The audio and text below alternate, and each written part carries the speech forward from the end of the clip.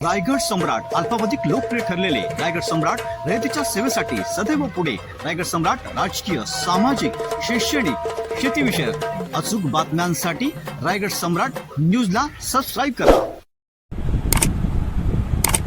6 डिसेंबर रोजी तुरमाळ येथे होणाऱ्या नैना प्राधिकरण कायमस्वरूपी रद्द व्हावा म्हणून आमरण उपोषण होणार आहे.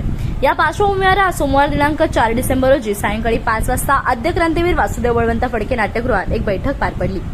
आमरण उपोषणाला अनिल ढवळे, दमयंतीताई, जयराम कडू, समीर पारदी उपोषणाला बसणार आहेत. या बैठकीला आमदार बाळराम पाटील, महाविकास आघाडीचे अध्यक्ष बबनदादा पाटील, आघाडी सचिव सुदाम पाटील, आर्किटेक्ट अतुल म्हात्रे, अॅडव्होकेट सुरेश ठाकूर, शिवसेना जिल्हा प्रमुख शिरीष घरत, योगेश तांडेल, काशीनाथ पाटील आदी मान्यवर यांसह प्रकल्पग्रस्त शेतकरी उपस्थित होते. आज आम्ही इथे जो मेळावा भरवला होता आद्य क्रांतीवीर वासुदेव बळवंत फडके नाट्यगृहामध्ये, तर याच्यामध्ये आज या मेळाव्यामध्ये आपण महाविकास आघाडीचे सगळे नेते मंडळी, मान्यवर मंडळी उपस्थित होते आणि आपले सगळे शेतकरी मित्र जे नैना प्रकल्पामुळे बाधित आहेत हे सगळे उपस्थित होते.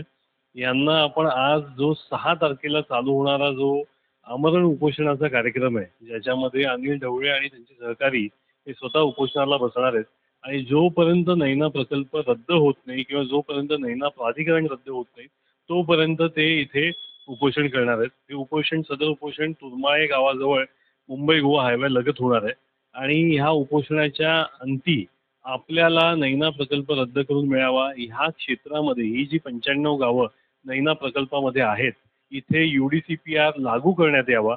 त्याचबरोबरीने शेतकऱ्यांचे प्रतिनिधित्व करणाऱ्या इस्मांना किंवा मंडळींना इथे आपले प्रश्न मांडण्याचा अधिकार मिळावा, अशा प्रकारचं प्राधिकरण इथे लावण्यात यावं.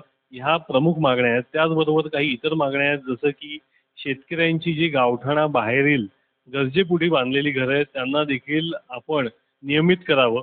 त्याचबरोबरीने ज्या शेतकऱ्यांच्या जमिनी इथे प्रकल्पामध्ये घेतल्या जात आहेत, वापरल्या जात आहेत, शहरीकरणाचा भाग बनणार आहेत, त्या शेतकऱ्यांच्या पुढच्या पिढीतील सगळ्यांना नोकऱ्या मिळाव्यात याची हमी मिळावी, अशा प्रकारचे इतर देखील मागण्या आहेत. तर ह्या सगळ्यासाठी आमरण उपोषण केलं जाणार आहे.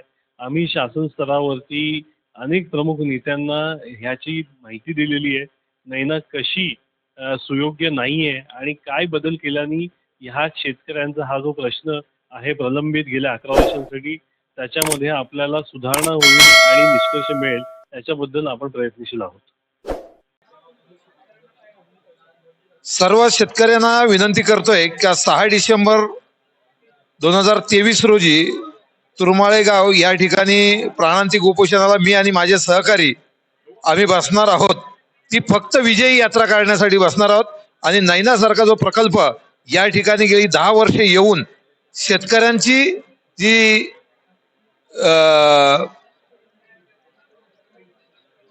दिशाभूल केलेली आहे, मुळात म्हणजे 60% जमीन फुकट आणि 40% जमीन शेतकऱ्यांना विकत घ्यावा लागतो, हा लादलेला प्रकल्प कायमस्वरूपी रद्द व्हावा म्हणून 6 तारखेला आम्ही प्राणांतिक उपोषणाला बसणार आहोत. मी, माझे सहकारी दमयंतीताई, त्याचबरोबर जयराम कडू, समीर पारदी, आम्ही 6 डिसेंबर पासून प्राणांतिक उपोषणाला बसताना आमचं ब्रीद आहे, एक तर शेतकऱ्यांची अंतयात्रा, नाही तर विजयी यात्रा.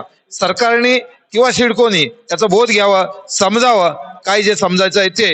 विजयी झाल्याशिवाय आम्ही त्या ठिकाणून उठणार नाहीत असा आम्ही संकल्प चौघांनी केलेला आहे.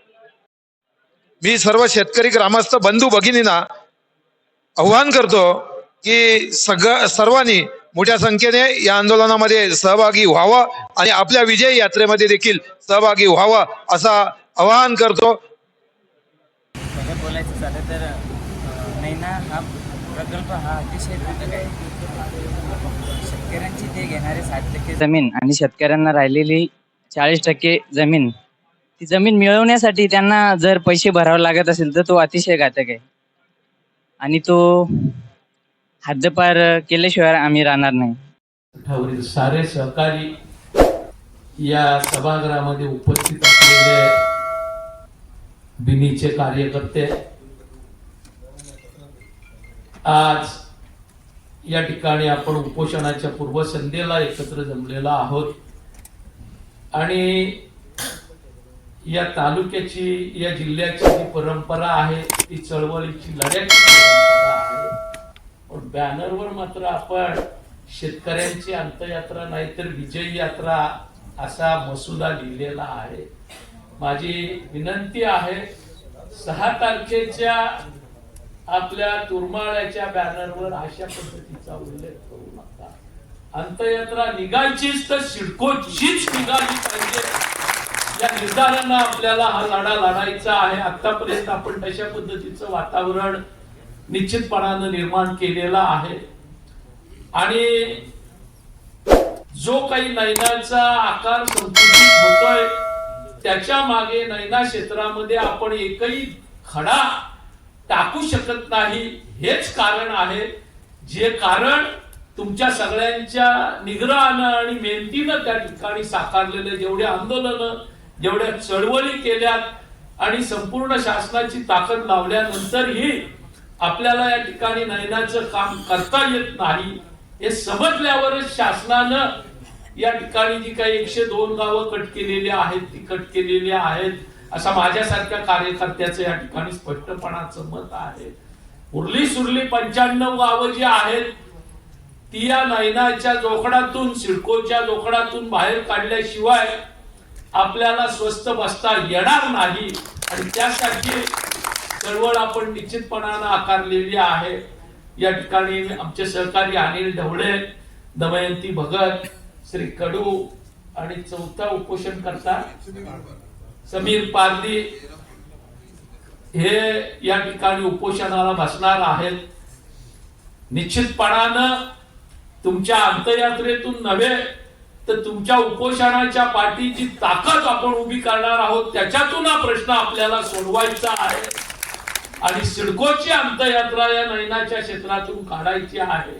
त्या दृष्टिकोनातून आपण सारेजण कामाला लागूया, एवढीच विनंती करतो. आपण सारेजण या ठिकाणी जमलो, 7:15 आपल्याला बरोबर हे सभागृह सोडायचं आहे. त्याच्यामुळे कर्मचाऱ्यांची फारशी अडचण होणार नाही. आपल्या हातात उद्याचाच एक दिवस आहे, पण जेवढे प्रयत्न आपण आतापर्यंत केलेले आहेत त्याच्यावर कडी करणारा उद्याचा दिवस असेल. आणि आपल्या साऱ्यांच्याच माध्यमातून आपल्याला मानणारे, आपल्या सोबत असणारे, आपल्या समवेत काम करणारे जे जे कुणी शेतकऱ्यांचे हितचिंतक आहेत, या प्रकल्पाचे विरोधक आहेत, त्या साऱ्यांना मोठ्या संख्येनं या ठिकाणी जमवण्याच्या दृष्टीनं उद्याचा दिवस आपण व्यतीत करूया. शिवसेनेनं उद्या त्यांचा मेळावा खारघरला आयोजित केलेला आहे. आपण मंडळी निश्चितपणानं आज जरी या ठिकाणी संख्या कमी असली आणि अनिल ढवळेंनी काही गावांचा उल्लेख केलेला असला तरी आपण उर्वरित गावांमधूनही मोठ्या प्रमाणावर ताकद या लढ्याच्या पाठीमागे उभे करू, अशा पद्धतीच्या नियोजन आपण उद्याच्या दिवसामध्ये करूया आणि हा लढा यशस्वी करूया. या लढ्याच्या दृष्टीनं माझ्या ज्या 4 सहकार्यांनी या ठिकाणी उपोषणासारखं अंतिम अस्त्र वापरण्याचा निर्धार केलेला आहे त्यांचं मनापासून अभिनंदन करतो. त्यांनी जी जिद्द या ठिकाणी हा लढा यशस्वी करण्याच्या दृष्टीनं स्वीकारलेली आहे, त्या जिद्दीच्या बळावर, त्यांच्या योगदानातून निश्चितपणानं शेतकऱ्यांना अपेक्षित असलेल्या पद्धतीनं हा प्रश्न सुटेल.